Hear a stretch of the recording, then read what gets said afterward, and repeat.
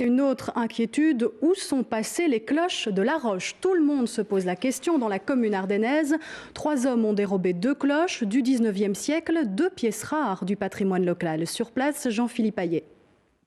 Voici ce qu'il reste de la vitrine de la Maison du Tourisme à La Roche. Une ouverture de plus d'1 mètre de diamètre, pratiquée à la barre de fer dans la nuit de vendredi à samedi.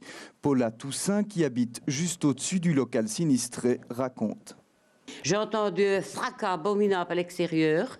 Je me suis relevée, j'ai vite regardé par la fenêtre et j'ai vu une voiture bleue qui était de travers la rue et qui avait le coffre qui était ouvert du côté du bureau de tourisme.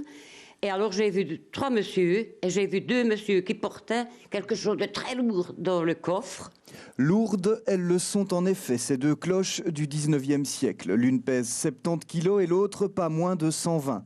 La police de Marche, qui mène l'enquête, privilégie la thèse du ferrailleur, intéressé par les quelques milliers d'euros de cuivre et d'étain que représente le butin. Mais à La Roche, on a surtout le sentiment d'avoir perdu 2 joyaux du patrimoine local. Il faut savoir que la ville a été complètement détruite pendant l'offensive des Ardennes et une des 2 cloches a résisté à cette démolition.